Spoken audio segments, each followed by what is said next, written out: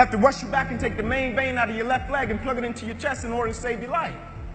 And when I woke up from recovery, the same doctor was standing over me. He said, Inky, I have some good news and some bad news for you. I said, you got some bad news for me? After telling him I was about to die, I'm still alive. How bad can it get? I'm still here. He said, the good news is, son, we saved your life. I said, thank you, sir. He said, the bad news is you have nerve damage in your right shoulder. You probably can never play the game of football again in your life. I said, Doc, no disrespect, man, but I'm 8 games away. I've been working for this ever since I was 7 years old, Doc. There's no way. God, not now, God. Like, let me make it to the NFL so I can help my family first. Like, we miss Lil. Guys, hope you're well. This is Klass. Thank you very much for joining me on this video. I'm just gonna get straight into it. Today's video, basically, I'm going to be talking about the truth. You know, the truth when it comes to God. There's a lot of things that people believe in, you know, in the world, and I respect all of that, and I'm not here to judge anybody. But however, I'm here to say to somebody that might be seeking the truth when it comes to God, right? To have a look at this video, to listen to this video. I'm going to play you a short video very briefly of a gentleman called Inky Johnson, and I want you to listen and pay special attention to his words with regards to what happened to him, and I'll come back and basically talk about more about this video when it comes to the truth about God. I hope you do enjoy the video. I'll see you after the video. And I come into my junior year, and I'm about to get exactly what I wanted. About to get this thing called NFL. And I'm 10 games away from this dream that I wanted my whole life, right? This thing that I've been working for my whole life. My whole life is dedicated to this one game. I'm up Saturday mornings, 4 o'clock, 5 o'clock in the morning, 2 miles to a fire station, 2 miles back home. I'm in the park, 9:30, 10 at night, doing everything in my life surrounded the game of football. I'm sitting at home at night. I'm throwing balls up to the ceiling, and I'm catching them different type of ways, trying to see if a receiver was to check me, if I wanted to catch an intercept. Like, everything revolved around this game, and I finally get in a position in my life to where now I'm 10 games away from it. I got the paperwork that states I'm about to be an NFL draft pick. NFL on top of the paper. Inky Johnson projected top 30, automatic multi-millionaire. Now all you have to do, the hard part's over. Just play the next 10 football games, Ink. You made it. And I go out in a silly game against Air Force, 2 minutes left, and I go to make a tackle that I can make with my eyes closed. And I hit this guy, and as soon as I hit him, I knew it was a problem, but I didn't think it would be this type of problem. Like, you know how when things happen, you're like, I didn't expect that, but I don't think it's going to be anything too crazy. And when I hit him, every breath in my body left. My body goes completely limp. I fall to the ground. I blacked out. My eyes open. I'm still not, you know, too concerned because it's football. I told Pastor, I never thought about a career-ending injury. You have injuries within the game. When my eyes open, guys run over, Ink, let's rock, man, let's go, let's finish him off. And I'm like, I can't. Like, what do you mean you can't? You're a starting corner. Get up. You can nurse your injury after the game, man. I'm like, no, I can't. They said, what do you mean you can't? I said, I can't move. There's a shock, neck to my toes. I can't feel anything. Shock leaves. It stays in my right arm and hand. I'm like, maybe I got a bad stinger. They put me on the spine board, wheeling me off the field. Doctor says to me as he's walking beside me, I don't know how you're still alive, son. You don't have any pulse. We get to the ambulance. My father's standing there. I'm like, Pops, I laid it on him, right? I put it on him, right? My dad's like, yeah, but I think you got the worst part of this one, me. Doctor said, we're going to take you over, run a couple tests, bring you back into the room. Everything will be cool. They run the test. They bring me back into the room. Mom comes in, kisses, prays. Son, you'll be fine. She's going to walk out. Doctors rush in. Head boy says, hey, man, got to rush him back to surgery. He's about to die. And I look at him and I want to ask him, like, man, you can't use another word? Like, use a synonym, brother. You gotta say die. Like, you sure die, man? And he could tell from how I'm looking at him that I'm questioning. And he says to me, you ruptured a subclavian artery in your chest. You're bleeding internally. If we don't perform this surgery tonight, I guarantee you, you won't be here in the morning. From 7 years old to 20 years old, boiled down to one moment.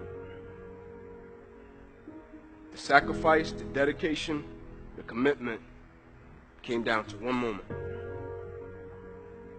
And the next morning I woke up from that surgery, the NFL on my scale of life,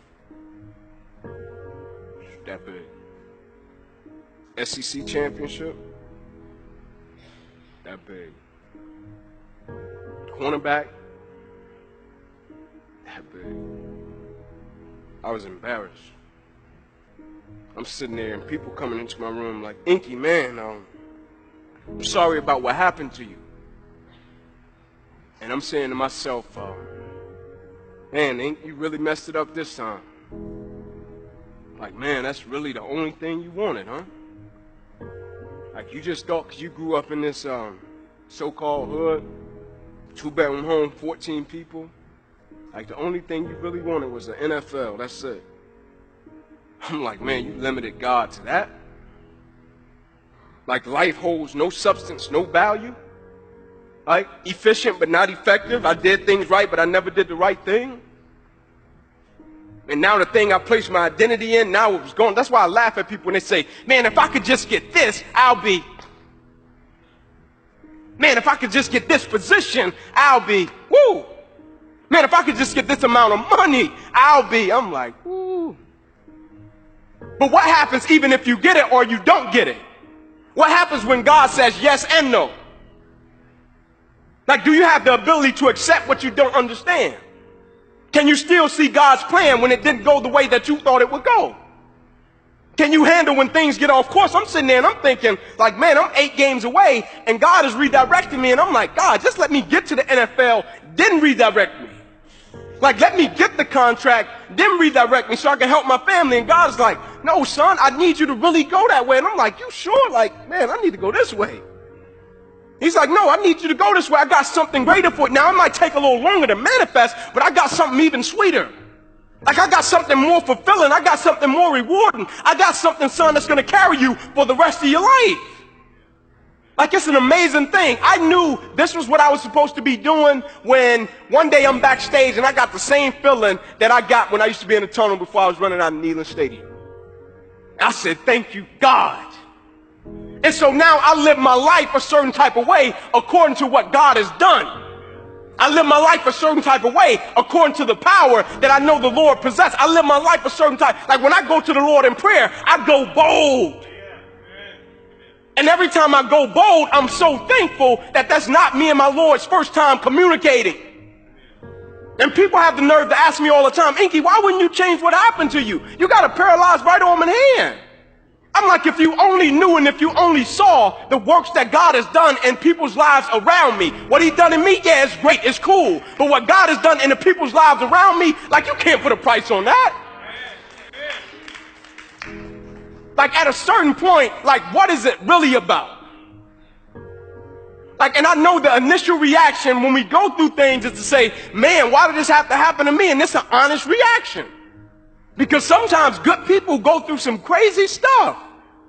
And some of the things we go through, I'm going to just be real, it's not a scripture for it.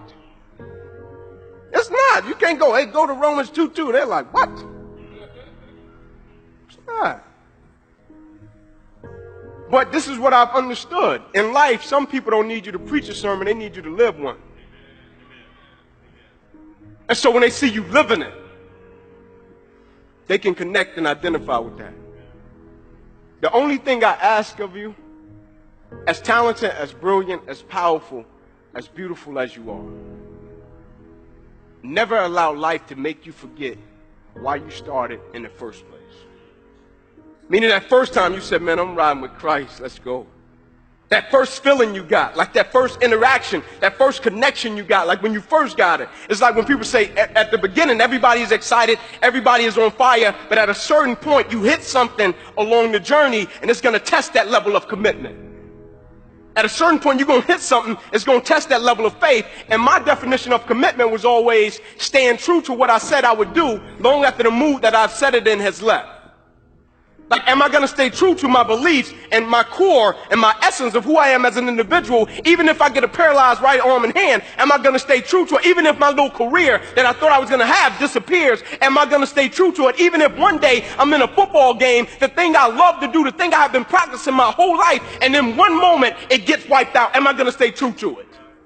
Because depending upon if I'm going to stay true to it, a lot of other people's belief in their Christian journey is predicated upon that and my belief in my Christian journey. In other words, I've seen a lot of other people say, Inky, I want to give my life to Christ, not because of something that happened with me, but because of something I've seen happen to you. And so when ESPN comes to me and say, Ink, you wouldn't be in the NFL right now? I'm like, if you only knew. If you only knew my father got saved because of my injury.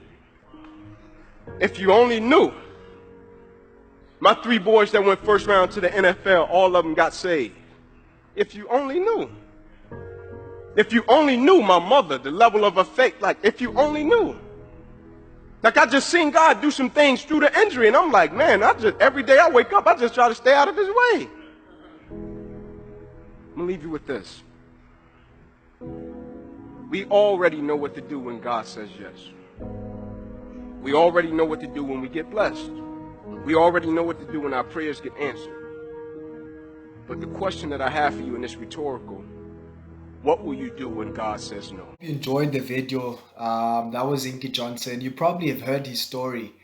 He wanted to be in the NFL, but a freak accident happened to him when he was just about to make it. After that game that you saw there, after that automatically, as he said, was going to make it to the NFL. But I want to come back to the fact that I was saying this video is about truth, right? Now, if you listen to the guy carefully, he does mention that a lot of people are saved, including his father, including his kids, the faith that his mother has because of his accident. Now, you would think someone like him would be in a position to be against God, you know, or to have a bit of like anger towards God, because remember, even the talent that he had, it was a natural given talent, which I'm sure you would identify those talents that they are given to you by God. But I also like another thing that he mentioned. Remember I said I'm not trying to say go this way, go that way, but he mentioned something very important with regards to God. He mentioned this name called Christ, right? It's a very, very powerful name. It's a very, very important name when it comes to an individual to be saved. Now, why I show you this video of Inky Johnson, there's no reason for Inky Johnson to be talking about Christ. The fact that he's talking about Christ in his situation, what he went through, should be a testimony to you that when it comes to Christ and being saved, right, the way to be saved is through what he was speaking about when he spoke about Christ. Now, I want you to take like a few seconds to think about this. You had a natural God-given talent. Your whole life, you dedicated yourself to that talent, and you were disciplined enough to follow whatever it was required for you to follow in order for you to succeed in that. But just one game was in your way. Something happened that was beyond your control. But yet after that, you still come, right, and say that to people they must follow God. Isn't that on its own a testimony? I'm asking you, isn't that on its own a level of truth that you will never find? Because what I'm trying to say to you, that you might be seeking for the truth, there's so many things that are going on. There's so many things that you can believe in, right? And most of the time people will tell you that you can believe in whatever you want to believe in. But I want to leave you with this challenge. The Christ that he spoke about, try and follow some of his videos. Inky Johnson. Try and understand who is that Christ is speaking about. Because if a man can go through what he went through, and he could be speaking the way he's speaking about God, I think you would want to follow that kind of a God that he's talking about. Why I say that? Most people after that incident would totally be negative, would totally be against God, would totally be against the world, would totally be against others. Some will even commit suicide without even going through such. You've seen people committing suicide, not being promoted, people committing suicide, not passing high school, college, or matric, whatever the case may be. But look at the impact on his life. And I ask you, the way that he feels, what entered into him? And if you investigate this Christ that I'm talking about, you will find the truth. that there's only one way for you to be saved, for you to turn your heart to God, and it's through the same Christ that he's speaking about. There's no other way that he will have that kind of a heart towards God, because I know everybody can say God, but most of the time there's different kinds of gods people are speaking to and different kinds of Christ people are speaking to.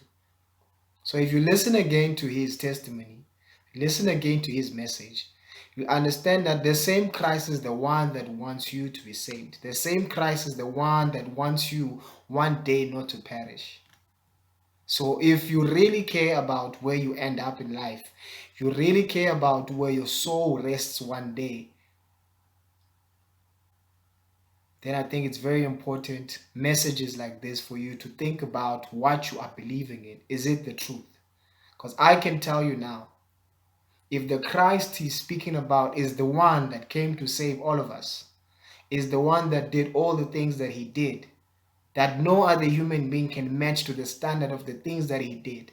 What are those things? Miracle, power, wisdom, being humble, caring for others, dying for other people, holy life. Now, who can match such an individual? Because he came into the flesh. And if the answer is no, and you've watched this as well, and this is not from a pastor, this is not from a church, the message that was played by Inky Johnson, don't you think that is the truth to God that you are seeking? Thank you guys very much. If you are new to the channel, please do subscribe, do hit the like button, do comment, do share this video to people who might be seeking for the truth. Believe in what you want to believe, but when it comes to God, there's only one truth: how to get to God, how to be saved, how to have a relationship with God. God bless you guys. I'll see you next time. Cheers.